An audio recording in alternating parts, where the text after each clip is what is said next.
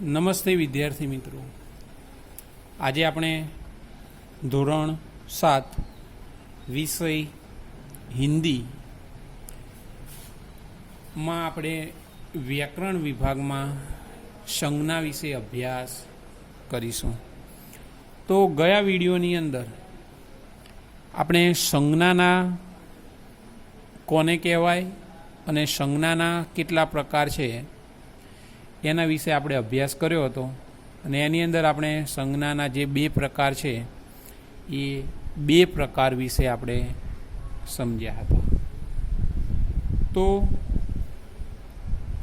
આજે આપણે સંજ્ઞાનો જે ત્રીજો પ્રકાર છે એનો અભ્યાસ કરીશું। ત્રીજો પ્રકાર છે ભાવવાચક સંજ્ઞા। તો વિડીયોની શરૂઆત પહેલાં તમને એક સૂચના આપી દઉં કે દરેક વિદ્યાર્થી છે એ દરેક વિદ્યાર્થી પાસે હિન્દી વિષયની નોટબુક હોવી જોઈએ। આ વ્યાકરણ વિભાગ છે એટલે વ્યાકરણમાં તમારે લખવાનું છે। હું તમને જે વ્યાખ્યા લખાવું, જે ઉદાહરણ લખાવું છું એ તમારે લખવાના છે અને એના આધારે તમારે તમારી નોટબુકમાં લખી અને સમજવાનું છે। તો ત્રીજો પ્રકાર છે ભાવવાચક સંજ્ઞા। તો એની આપણે વ્યાખ્યા જોઈએ તો એમાં આપ્યું છે, જો શબ્દ મન કે ભાવો, વિચારો, गुण, दोष, इच्छा आदि को सूचित करने वाले शब्द को आदि को सूचित करने वाले शब्द को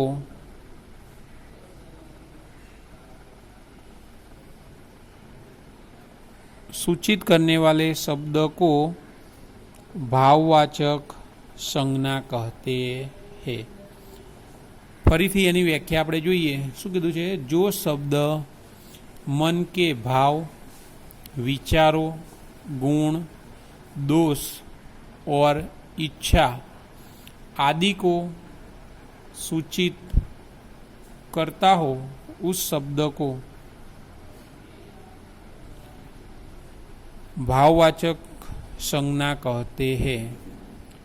उदाहरण है, उदाहरण अंदर आपणे बात करिए तो આપણે પહેલાં એ જોવું પડે કે મનના જે ભાવ છે એ ભાવની આપણે વાત કરીએ તો આપણા મનમાં કેવા ભાવ હોય છે?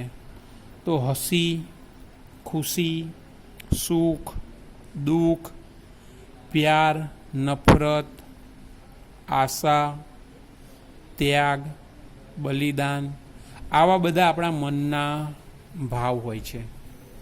પછી બીજું જોઈએ તો ગુણ। દરેક મનુષ્યમાં કેવા ગુણ રહેલા હોય છે? તો વીરતા, સચ્ચાઈ, મહેનત, હિંમત, નિર્ભયતા, ધૈર્ય, મીઠાશ આદિ। સ્થિતિ, તો સ્થિતિમાં અમીરી, ગરીબી, સ્વાસ્થ્ય, થકાવટ, ચિંતા, બીમારી, આવી બધી સ્થિતિ હોય છે। અને અવસ્થા, તો અવસ્થાની વાત કરીએ તો બચપન, જવાની, બુઢાપા આદિ। એની સાથે સાથે કેટલાક શબ્દો એવા છે જેમાં હવા, ઠંડી, ગરમી, પઢાઈ, કમાઈ, રોશની, મહેંગાઈ આદि भी भाववाचक संज्ञाएं है। तो यहाँ उदाहरण एक आप्યું છે, हमें अहिंसा के पथ पर चलना चाहिए, એટલે કે આપણે અહિંસાના માર્ગ ઉપર ચાલવું જોઈએ। તો અહિંસા, બરાબર, એ અહિંસા એ શું છે? ગુણ છે। તો આપણામાં એવો ગુણ હોવો જોઈએ, આપણે અહિંસાના માર્ગ ઉપર ચાલવું જોઈએ। તો અહિંસા છે એ અહિંસા ભાવવાચક સંજ્ઞા છે। दो, क्षमा वीरों का आभूषण है। बराबर, હવે ક્ષમા, તો ક્ષમા એ પણ શું છે? એક ગુણ છે। બરાબર, કોઈની ભૂલ થઈ હોય અને તેને માફ કરી દેવું એ જે વીર પુરુષો છે એ વીર પુરુષોનો ભાવ રહેલો છે, એમનું આભૂષણ છે, એટલે અહીંયા આગળ કીધું છે ક્ષમા વીરોं का आभूषण है। उदाहरण 3,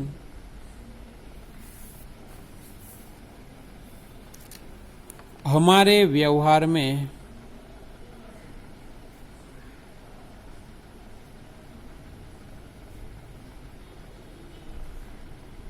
विनम्रता होनी चाहिए।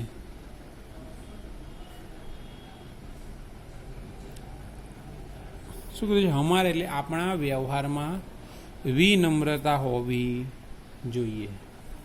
तो શું થશે? સંજ્ઞા વિનમ્રતા, તો વિનમ્રતા છે એ સંજ્ઞા થશે, ભાવવાચક સંજ્ઞા।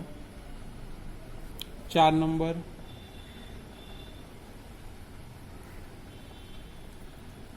महात्मा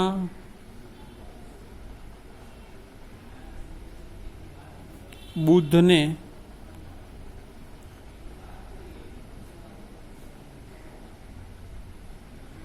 शांति, दया और प्रेम का संदेश दिया। હવે અહીંયા જો વાક્ય છે, વાક્ય કેવું છે? महात्मा बुद्ध ने शांति, दया और प्रेम का संदेश दिया। तो અહીંયા શાંતિ છે, દયા છે, પ્રેમ છે, બરાબર। આ જે 3 શબ્દ છે એ 3 શબ્દ ભાવ છે, બરાબર। દરેક મનુષ્યમાં દયાનો ભાવ હોય, પ્રેમનો ભાવ હોય અને શાંતિ છે એ ગુણ છે। તો આ જે એક જ વાક્ય છે, એક જ વાક્યની અંદર આ જે 3 શબ્દ છે એ 3 શબ્દ ભાવવાચક શબ્દ છે, એટલે કે એમાં ભાવ બતાવવામાં આવે છે। પછી આપણે જોઈએ કે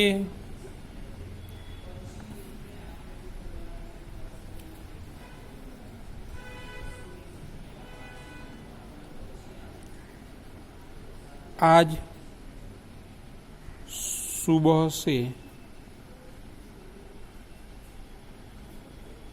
सुबह से ही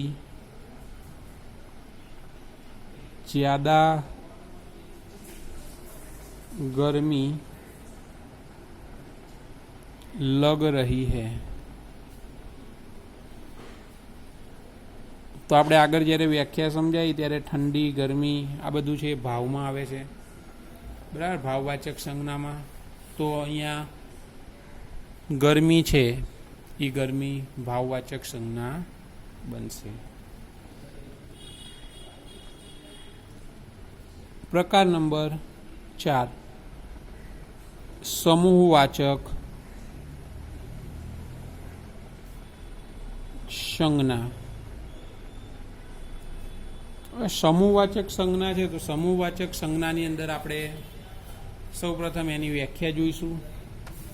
તો એની અંદર શું કીધું છે કે जिस शब्द से, व्याख्या આપણે લખવાની છે, जिस शब्द से किसी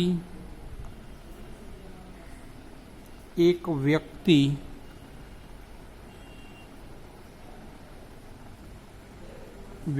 का बोध नहीं होता,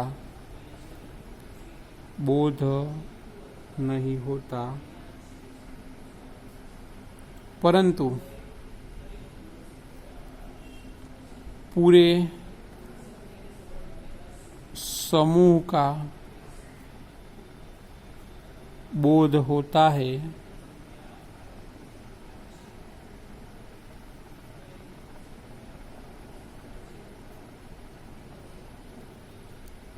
उसे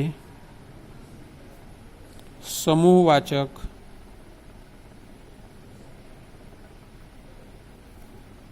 संज्ञा कहते हैं।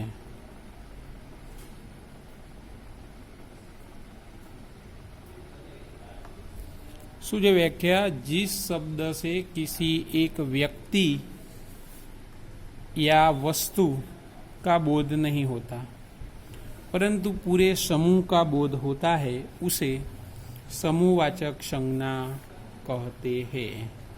एનું આપણે ઉદાહરણ જોઈને સમજીશું। તો ઉદાહરણ છે, बाजार में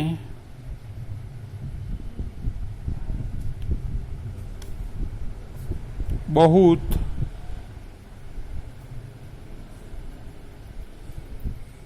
भीड़ है। बराबर कि बजार में बहु ज भीड़ है। भीड़ एटले त्यां आगळी कोई पण एक बे व्यक्ति नहीं पण घणा बधा लोको त्यां आगळी छे। एक बे व्यक्ति हो तो एक दो या 5-10 लोग है, ऐसे लिखा जाता है। पर बहु भीड़ एटले घणा बधा लोको छे। बराबर એટલે કોઈ પણ એક વ્યક્તિ નહીં પણ ઘણા બધા લોકો છે, ઘણા બધા લોકોનો ઉલ્લેખ કરવામાં આવ્યો છે, માટે તે શું થશે કે બાજાર મેં बहुत ભીડ है। એટલે કે માટે કીધું છે કે બજારમાં બહુ જ ભીડ છે, એની માટે ભીડ છે એ ભીડ સમૂહવાચક શબ્દ બનશે। પછી છે बच्चों की टोली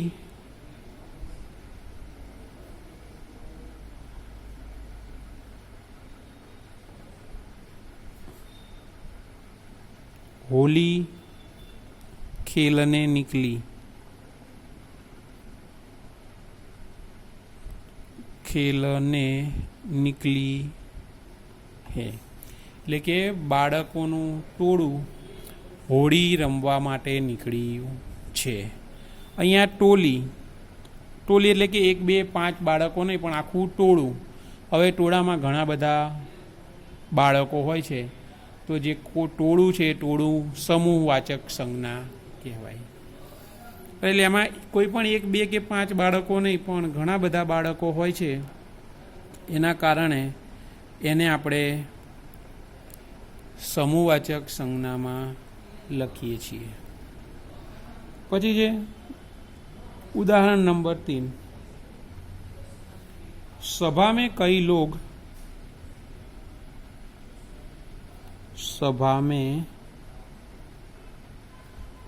लोग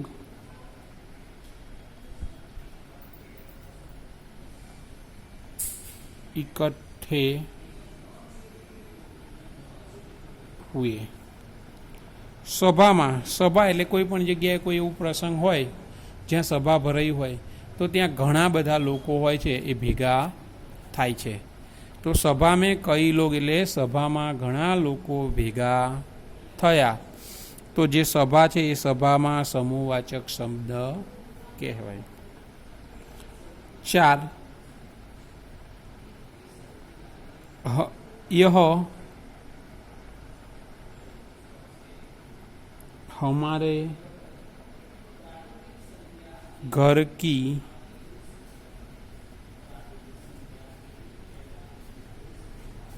चाबियों का गुच्छा है। शू कीधुं छे? यह हमारी घर की चाबियों का गुच्छा है એટલે કે આ અમારી ઘરની ચાવીઓનું ઝુમખું છે। એમાં ચાવી હોય તો કોઈ પણ 1, 2 ચાવી નહીં પણ બધી ઘરની જેટલી ચાવીઓ હોય છે એનું ઝુમખું હોય છે, એની અંદર ઘણી બધી ચાવી હોય છે। તો જે ગુચ્છા છે એ ગુચ્છા એ સમૂહવાચક શબ્દ થશે। એની અંદર શું છે કે 1, 2 નહીં ઘણી બધી ચાવીઓ હોય છે, ઘણી બધી ચાવીઓ હોવાને કારણે તે ઝુમખું કહેવાય છે। એક ચાવી હોય તો ફક્ત એમ જ કહેવાય કે એ અમારે ઘર કી ચાબી है, પણ અહીંયા ચાબીઓ કા ગુચ્છા એટલે કે ચાવીઓનું ઝુમખું છે, એમાં ઘણી બધી ચાવીઓ હોય છે અને ચાવી છે એમાં કંઈ અલગ અલગ તો હોય નહીં, બધી ચાવી જ છે ઝુમખામાં।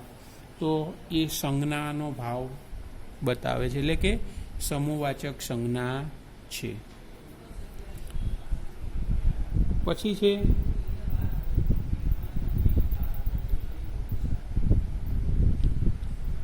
5 नंबर, हमारा दल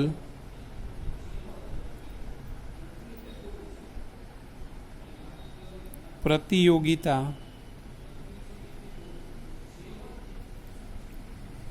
જીત ગયા. શું કીધું છે? દલ. દલ એટલે ટીમ.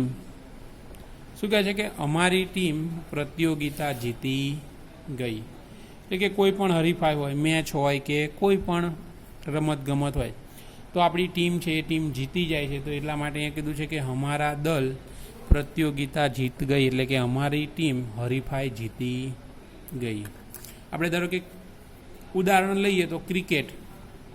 તો ક્રિકેટ હોય છે તો ક્રિકેટની અંદર કોઈ પણ એક ખેલાડી હોતો નથી, બરાબર. ક્રિકેટમાં 11 ખેલાડી હોય છે અને બીજા અવેજી ખેલાડી હોય, કોચ હોય, મેનેજર હોય, તો કેટલા બધા હોય છે આખી ટીમમાં, બરાબર. પણ એ શું કહેવાય છે? ટીમ. ધારો કે આપણે ઇન્ડિયાની ટીમ છે તો ઇન્ડિયાની ટીમમાં કેટલાય ખેલાડી હોય છે, તો એને આપણે દલ કહીએ છીએ. તો એ લોકો જ્યારે કોઈ પણ જગ્યાએ કંઈ મેચ કે એવું રમવા જાય છે ત્યારે જીતીને આવે છે તો આપણે શું કહીએ છીએ કે અમારી ઇન્ડિયાની ટીમ મેચ જીતીને આવી. તો આ રીતે અહીંયા આગળ અમારા દલ પ્રતિયોગિતા જીત ગયા, એટલે કે અમારી ટીમ પ્રતિયોગિતા જીતી ગઈ. એટલે કે દલ છે એ દલ સમૂહવાચક સંજ્ઞા છે. પ્રકાર નંબર 5, દ્રવ્યવાચક સંજ્ઞા. હવે તો દ્રવ્યવાચક સંજ્ઞા છે. દ્રવ્યવાચક સંજ્ઞાની આપણે વ્યાખ્યા જોઈએ. તેમાં શું વ્યાખ્યા કેવી રીતે લખીશું? जिस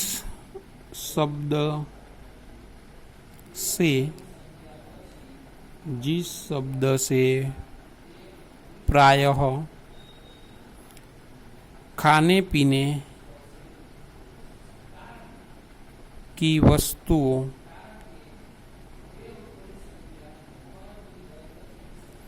या धातुओं आदि का बोध होता है,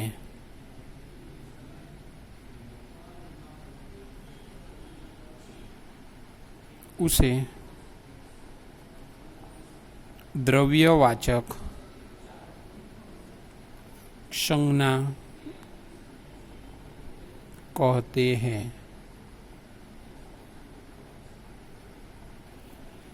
ઉદાહરણ જોઈએ તો ઉદાહરણમાં શું આવશે કે લડકા. ઉદાહરણ લખીએ અહીંયા. लड़का दूध पीता है, बराबर. तो दूध से शू है? प्रवाही है, एक प्रकारનું દ્રવ્ય છે, એટલે કે છોકરો દૂધ પીવે છે, બરાબર. તો દૂધ છે એ દૂધ શું છે? પ્રવાહી છે, બરાબર.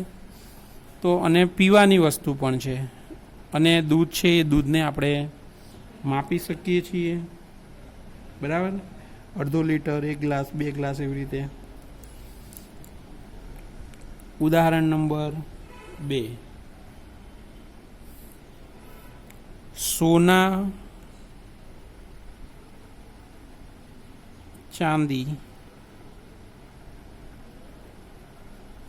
कीमती धातुएं है, बराबर. શું થશે? સોના ચાંદી કિંમતી ધાતુ, એટલે કે સોનું અને ચાંદી ખૂબ કિંમતી ધાતુ છે.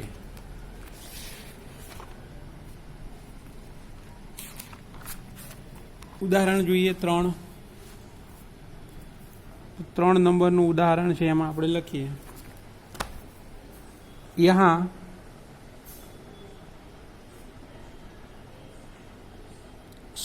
शुद्ध घी मिलता है, એટલે કે અહીં શુદ્ધ ઘી મળે છે. તો ઘી છે એ ઘી દ્રવ્યવાચક સંજ્ઞા છે. 4 નંબર, गेहूं और चावल. गेहूं और चावल उत्तम अन्न है, उत्तम अन्न है, એટલે કે ઘઉં અને ચોખા उत्तम अनाज छे। तो यहाँ गेहूँ और चावल द्रव्यवाचक संज्ञा। 5 यह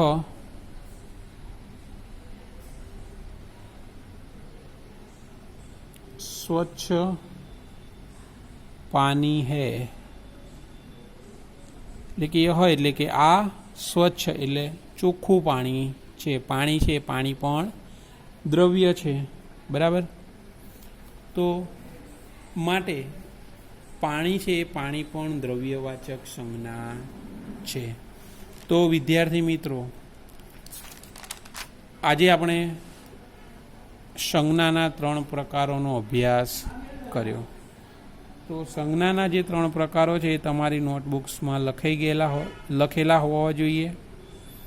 અને જ્યારે પરીક્ષા કે એવું કંઈ પણ આવે તો એની અંદર વ્યાકરણ વિભાગ છે, વ્યાકરણ વિભાગની અંદર સંજ્ઞા આવી શકે છે, તો તમારે તૈયાર કરવાનું છે।